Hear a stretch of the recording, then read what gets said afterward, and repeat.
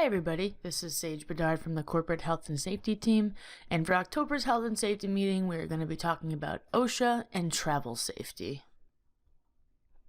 So to start off the agenda for today, just real quick, we're going to go over some previous meeting follow-up. As always, we'll talk about Gen Suite and some near misses. We have a staff announcement, and then we will be talking about OSHA and travel safety. So the first thing that we did want to talk about first before getting into everything else is as a company, we are busy, we are tired, and we are stressed. Now, this is some items that the health and safety team have been noticing after the last few months, and it's just something we all kind of wanted to bring to a head and discuss as a group to keep in the back of everybody's minds. So as all these things are happening, as we're super busy, as we're tired, as we're stressed, inevitably, one of the things that might tend to happen is that there are signs that safety may not be at the top of our minds.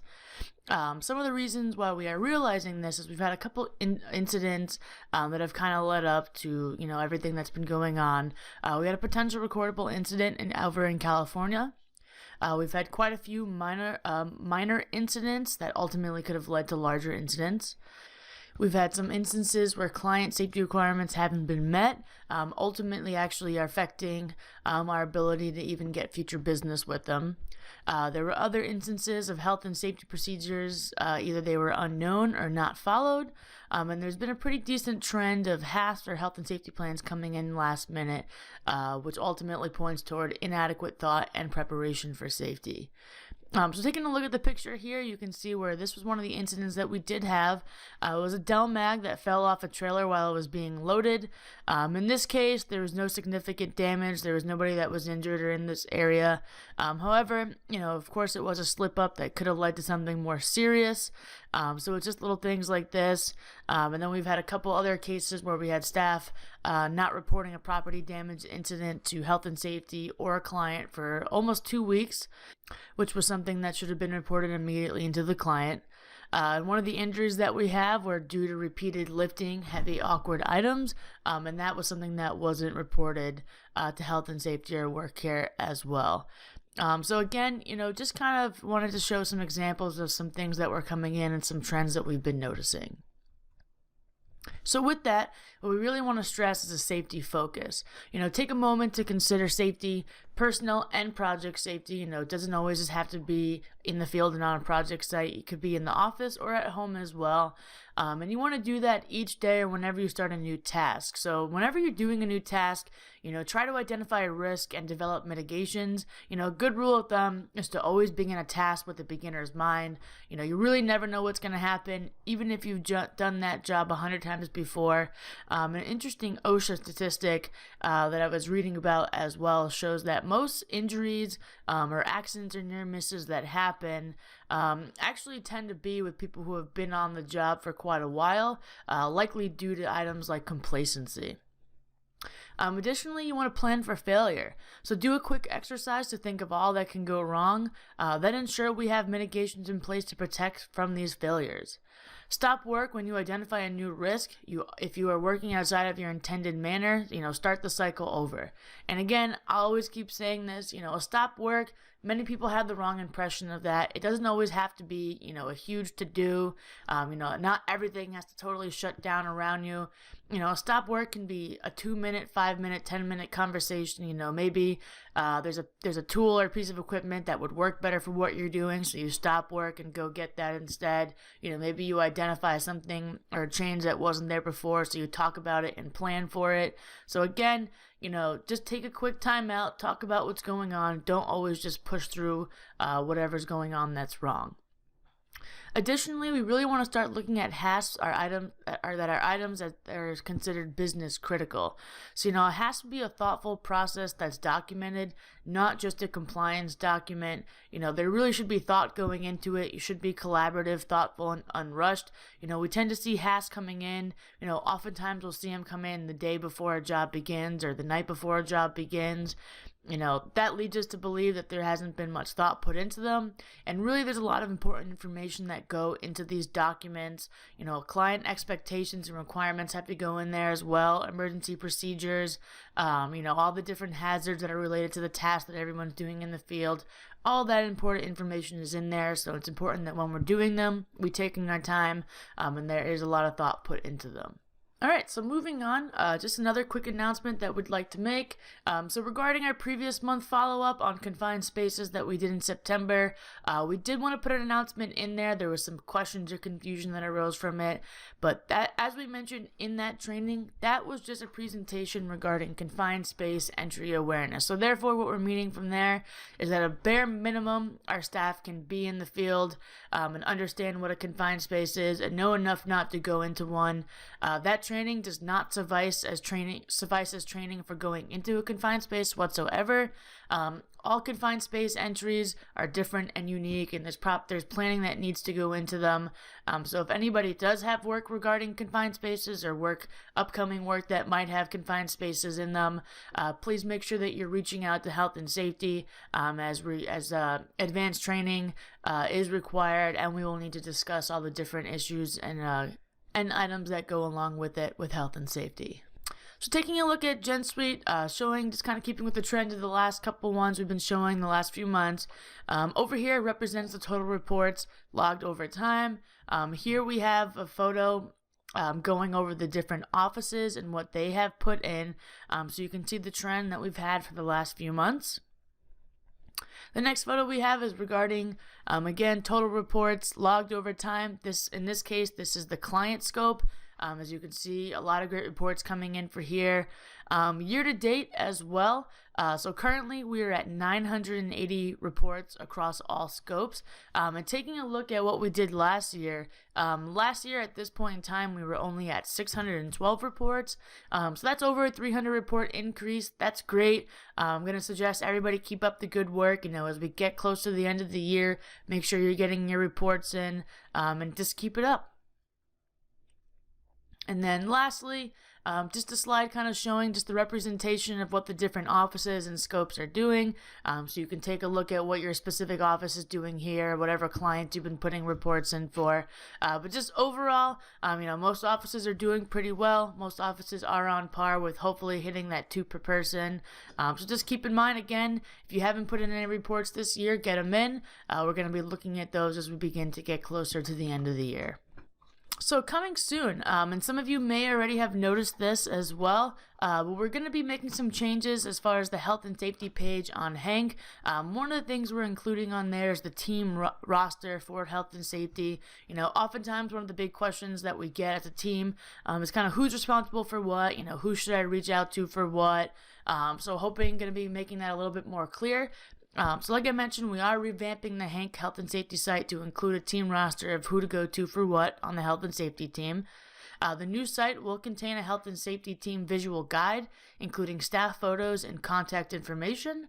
It will also link to a PDF guide outlining which health and safety staff member to reach out to for various needs or information. This new site actually is up and running already. We will be making announcements on it as well. And just real quick, we wanted to just go over, as we have had some moving parts lately. Many of you are probably already aware. We've had some shifting through the different roles and new staff come on board for the health and safety team. So just a quick overview on who does what.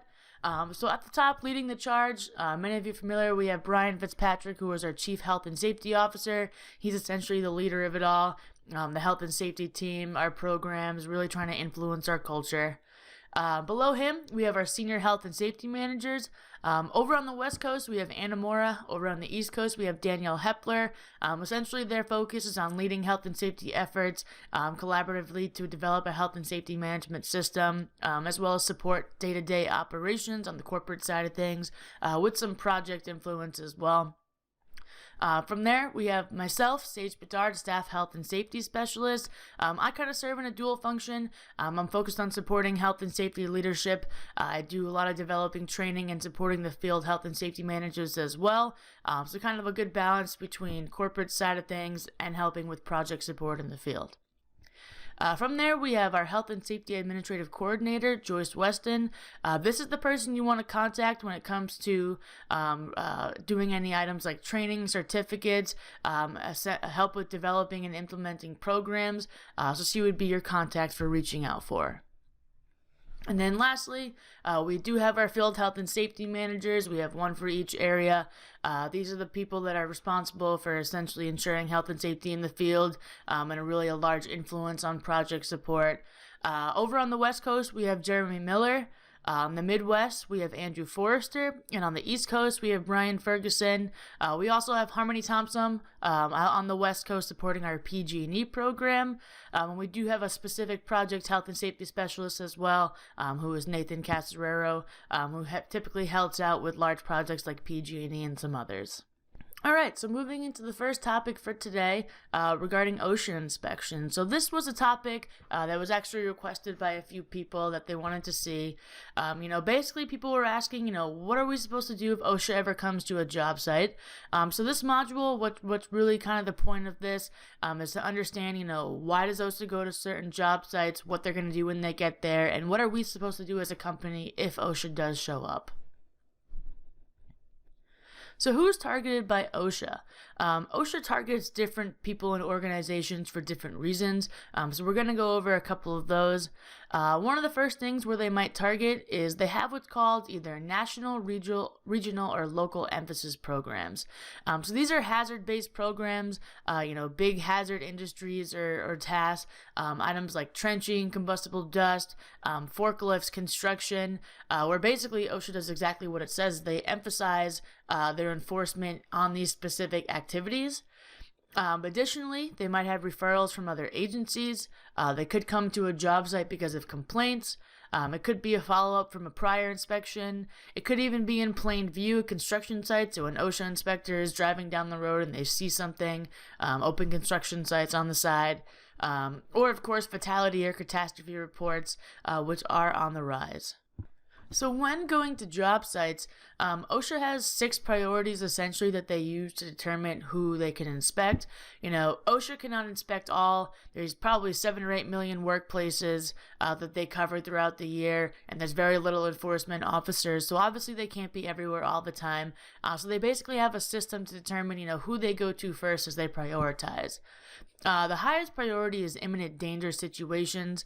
So under imminent danger, essentially what that means is there's a good chance that hazard could result in death or serious physical harm, and usually it can be eliminated through normal enforcement procedures. So if they get wind of any imminent danger situations, that's where they're going to go to first and hopefully stop something bad from happening. The next thing that they'll take a look at is fatal accidents and catastrophes, specifically resulting in the hospitalization of 3 or more employees, which is OSHA's second priority. From there, employee complaints of alleged safety violations or unsafe or unhealthy working conditions, that may result in an on-site inspection as well. We could also be program inspections that are aimed at industries or occupations that have a higher than normal accident rate. Like we were mentioning before, it could be one of our special emphasis programs, so OSHA may target those. And then the last priority is given to follow-up inspections. So basically, OSHA has been there before, so they're just going back to verify that all the cited violations that they gave previously have been inspected and abated. So a little bit more on OSHA's special emphasis programs. This allows OSHA to respond to developing situations in which the health and safety workers may be compromised, or in which negative trends in safety call for heightened scrutiny of certain industries. So the big ones that some of you may have heard of now for the national ones are the trenching and excavation programs, the silica programs, and there could be some regional and local ones as well. Currently, there are 150 active programs, but what this means, especially with the trenching and excavation ones, because this does apply to us because we do work in this area, is within this program, if an OSHA inspector is driving down the road and they happen to drive by, maybe there's road work going on, and they see an open trench or an excavation or any work relating to it going on, they are actually required to stop regardless of if they even notice anything wrong or not. It's just part of the emphasis program. So really, the point of this is that you really never know. An OSHA inspector can show up at any time, especially if it's related to work like this. So again, they are required to stop regardless if anything is wrong or not. So they're going to get out and they're going to check out what's going on, and they're basically going to enforce it. So just a little bit of background information and reporting requirements. OSHA does have specific criteria for how to report incidents to them. So as an employer, all employers are required to notify OSHA when an employee is killed on the job or suffers a work-related hospitalization, amputation, or loss of an eye. So to do that, employers must call or submit online within 8 hours to report any fatality. Reportable fatalities, so any of those fatalities that occur within 30 days of a work-related incident must be reported as well. Additionally, we have to call or submit online within 24 hours to report any hospitalization, amputation, or loss of an eye. So when you report something like that, that incident essentially might trigger something. So you're guaranteed an on-site inspection if it's a fatality, or 2 or more hospitalizations if it's part of the emphasis programs, or if it was due to an imminent danger. It could be a possible on-site inspection if it was involving temporary workers, if it was a government agency, or it's one of the VPP sites through OSHA, the Volunteer Protection Programs. Or it could be rapid response investigation. So this is something like a phone inquiry or a follow-up letter. And this is typically if there's no evidence or trend of imminent danger, it's not within that emphasis area, or there's good faith effort to resolve whatever happened. All right, so now we're talking about, after we talked about why OSHA might go to the job site, we're going to talk a little bit about what an OSHA inspection actually looks like and what the anatomy of it is. So all the items we're going to go through next are actually all components of an OSHA inspection, and all of these items have to be followed.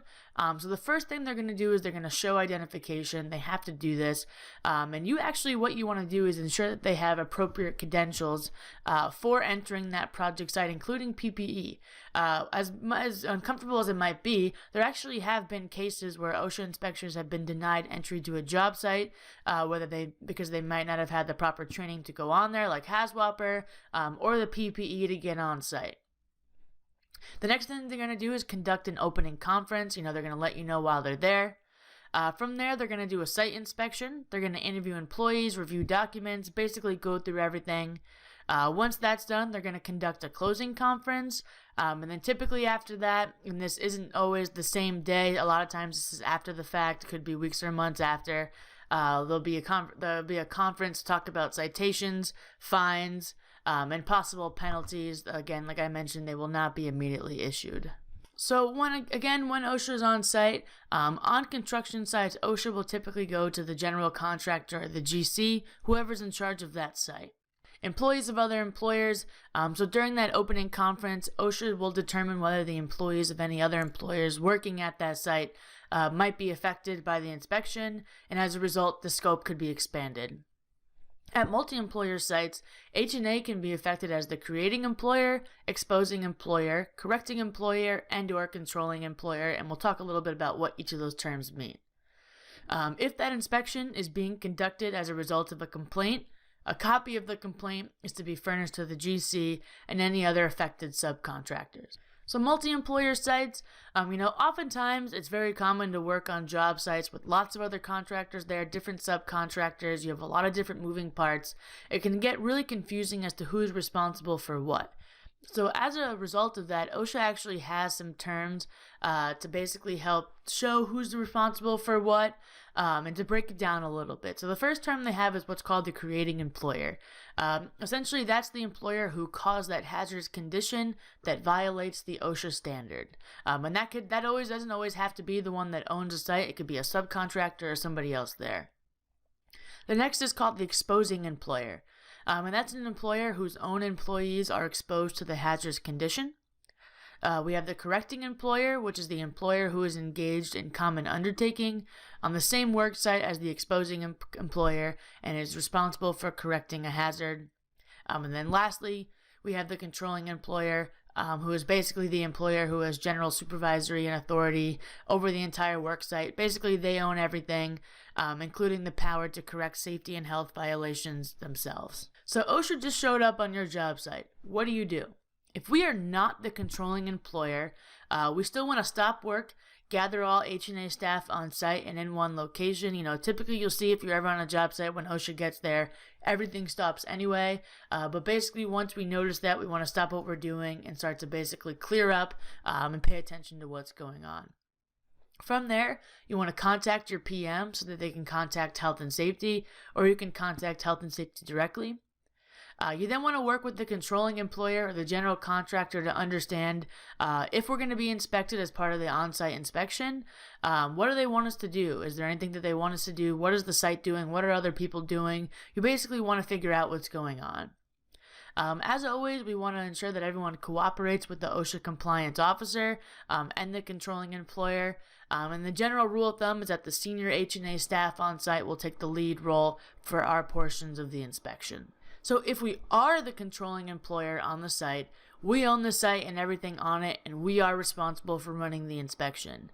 So the first thing you want to do is ask to see that compliance officer's credentials and record their names. And we'll talk about this a little bit, but the big thing here is documentation. We basically want to get everything down on paper. From there, we want to determine what instigated that OSHA inspection. Was it a complaint? Were they just driving by? Why are they there? Obviously, we want to stop work. We want to immediately notify the PM that OSHA is on site and get in touch with health and safety.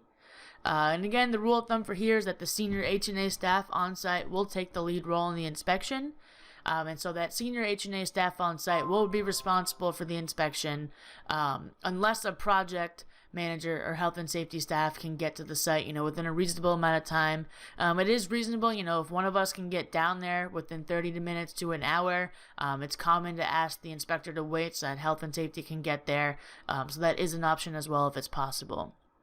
And lastly, we want to determine which of our subcontractors need to be involved in the inspection. So again, if we are inspected, OSHA inspectors are going to be taking lots of photographs. They might even be videotaping the site and what's going on. So a good rule of thumb is to take the same photographs that the OSHA inspector takes, and that is something that's common. Most people will do that when going around with an OSHA inspector. We want to write notes about everything, absolutely everything that is said or discussed. And you never want to admit to a violation. If the inspector says there is one, instead thank them for that information. Don't say yes. I know it's intuitive to probably do something like that, but you just want to say, okay, write it down. Don't ever admit to anything. And you never want to demonstrate equipment or give any unrequested information. Some employers have actually learned the hard way by actually giving up too much information. The OSHA inspector might just be there looking at several things. They might not go look at something else.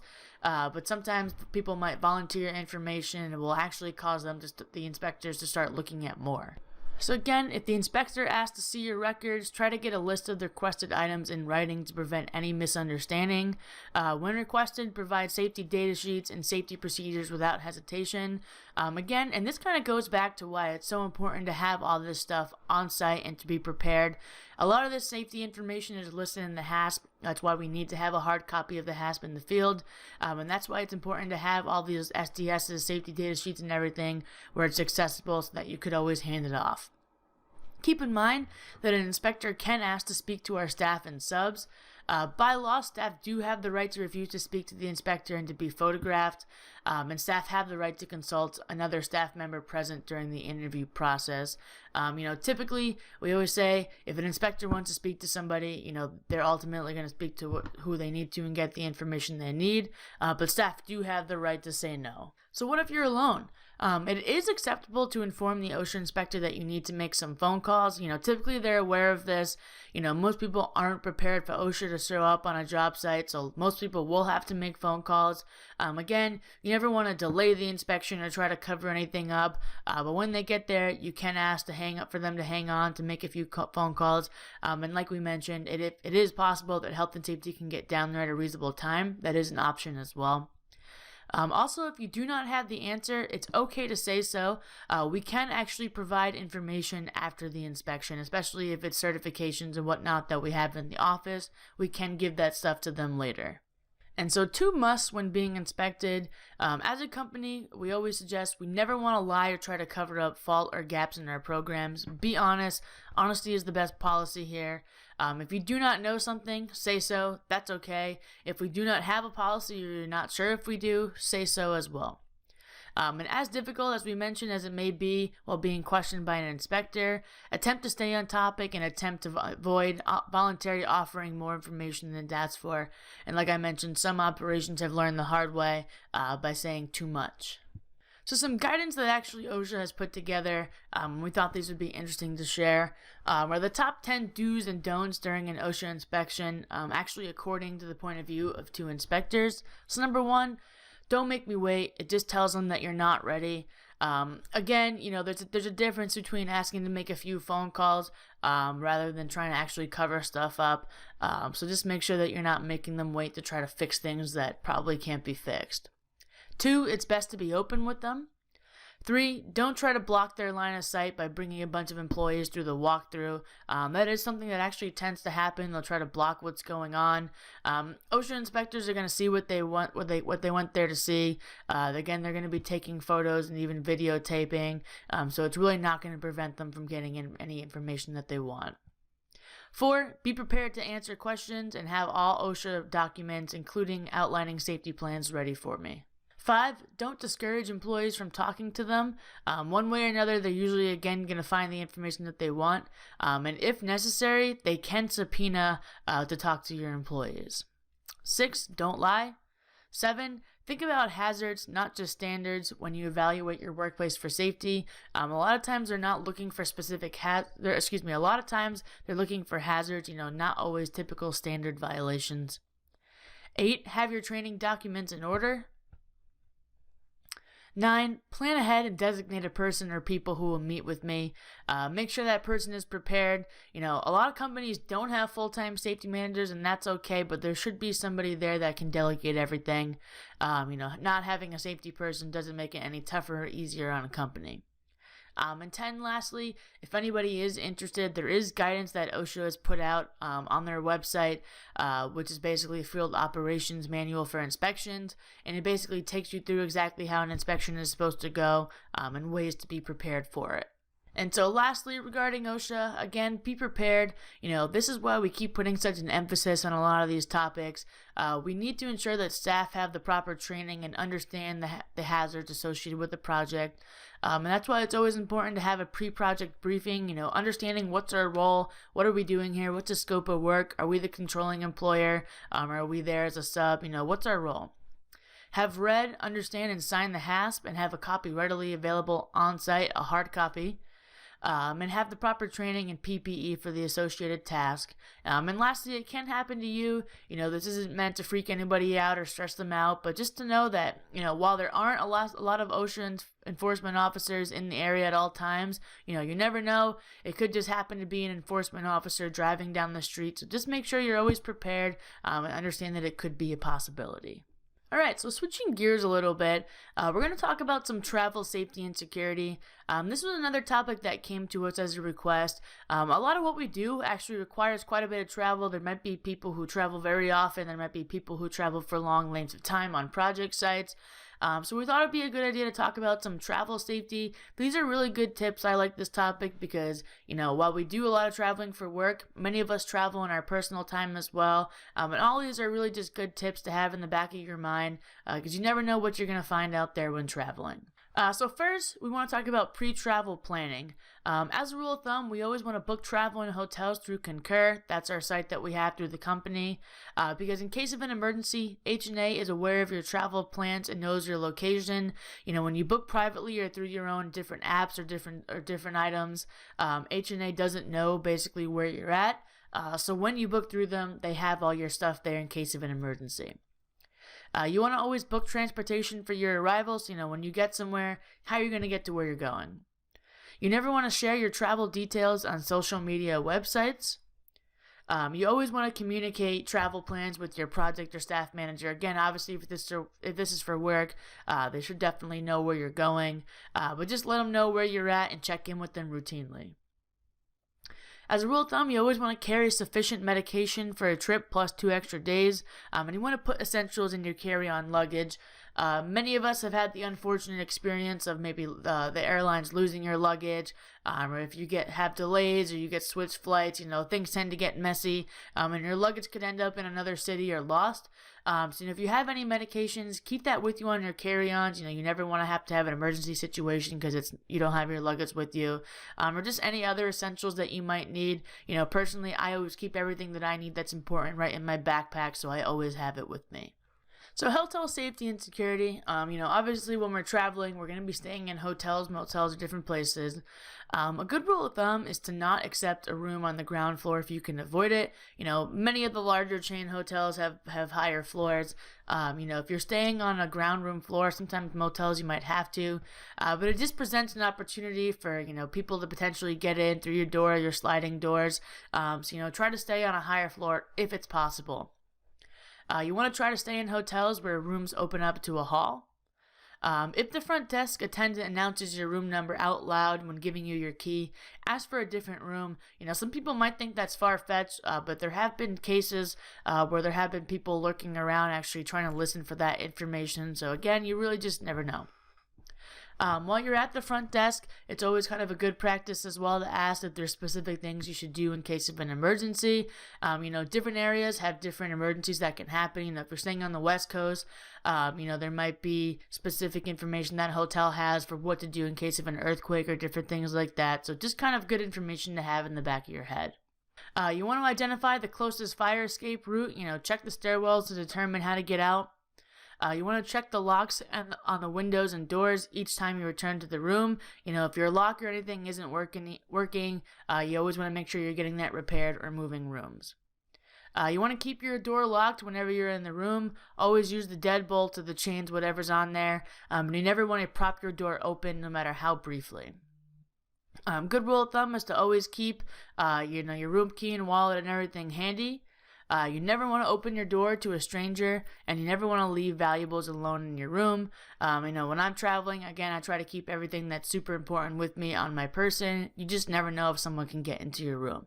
So another thing to keep in the back of your mind when traveling is actually bed bugs, which many people, I'm sure, are unfortunately familiar with.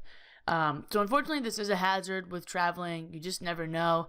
But one of the easiest ways to identify a bed bug infestation is by the little actually bite marks on your face, neck, and arms that you'll typically find after sleeping.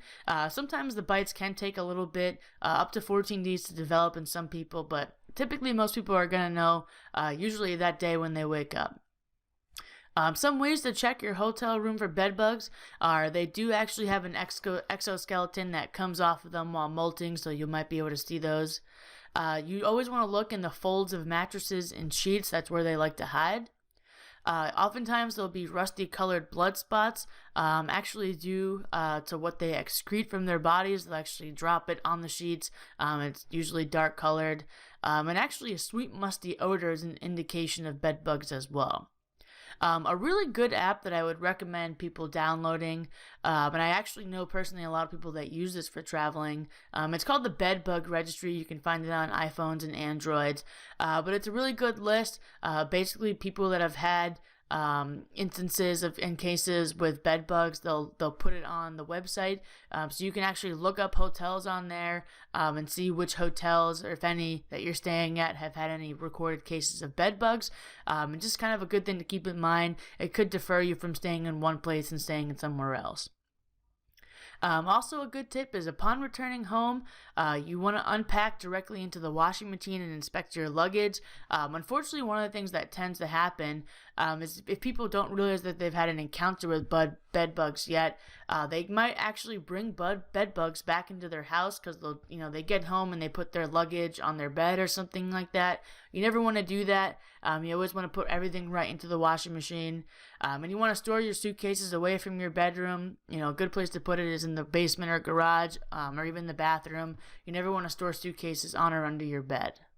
And so vehicle safety, oftentimes when we're traveling, we're going to be having to rent vehicles. So the first and most important thing to remember when you get into a rental is that you're not familiar with that car. It's not yours. You don't drive it every day. So a good tip, walk around the car and look for damage, tire wear, other signs of wear and tear. And then you want to take some time to familiar yourself with the car. Adjust the seat and mirrors for how you like them, check the controls. It's always unfortunate. You never want to start driving and it be a torrential downpour and realize that you don't know how to turn the wipers on.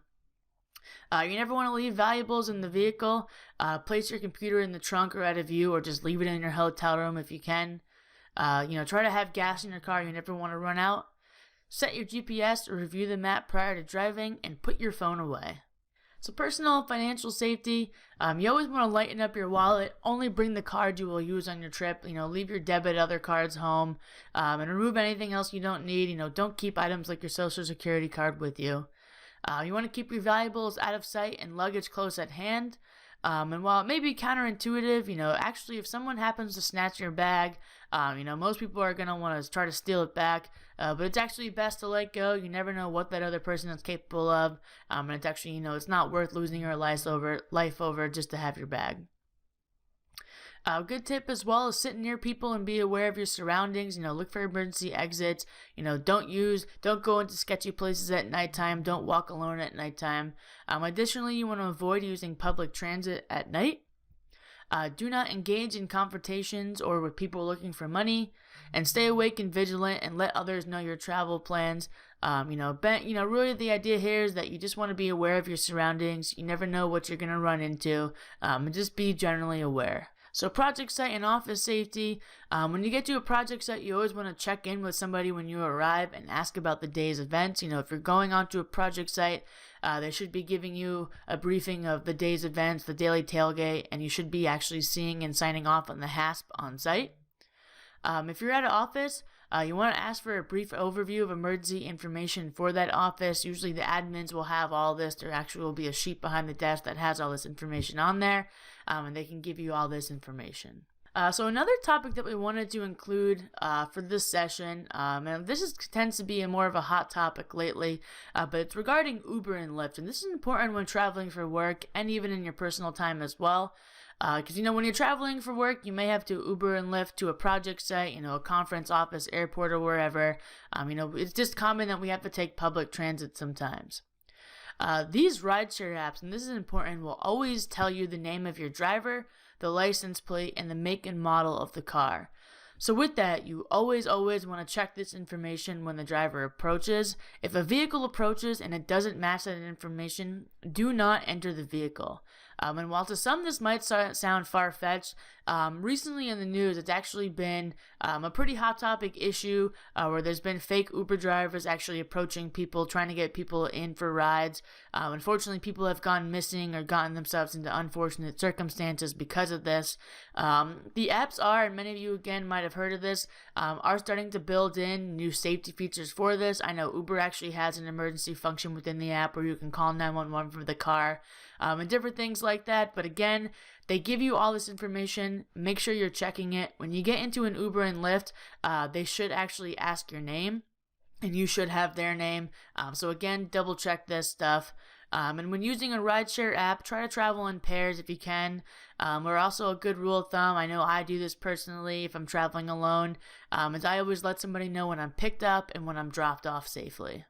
So if you're traveling alone, which oftentimes for the company we might have to do, try to do some research on the area before the trip. If we're traveling within the country, there's a lot of different areas out there. We could be working in extremely rural or remote areas, or we could be working in the middle of a major city.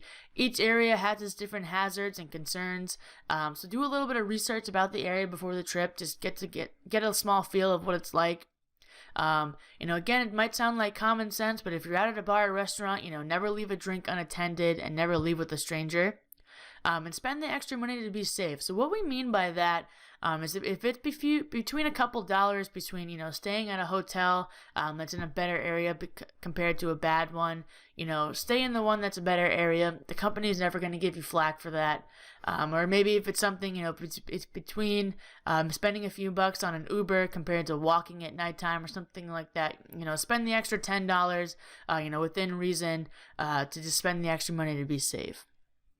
Be polite, but also be impolite. So what we mean by that is sometimes being obviously impolite can get you into trouble. You can offend people by your behavior, and you don't know how they're going to react. However, there can be cases where if somebody is bothering you, it is okay to make a scene and summon help. Know when to be impolite and to let somebody know that, hey, you're making me uncomfortable, or I don't like how this feels, because you want to make sure that you're getting yourself out of that situation. And again, check in regularly, wherever you're going. Let somebody know where you're at when you're home or when you're leaving. Let your PM know, or your staff manager. You never just want to be traveling alone and not have anybody know where your whereabouts are. So that about wraps up our session for today. If anybody has any questions regarding anything we've talked about, whether it's some questions about the reporting, whether it's questions on Gen Suite, staff announcements, OSHA, or travel safety, please let us know. Get in touch with myself, Sage Bedard, or anybody else in health and safety, and we can answer any questions that you may have. Thank you for listening.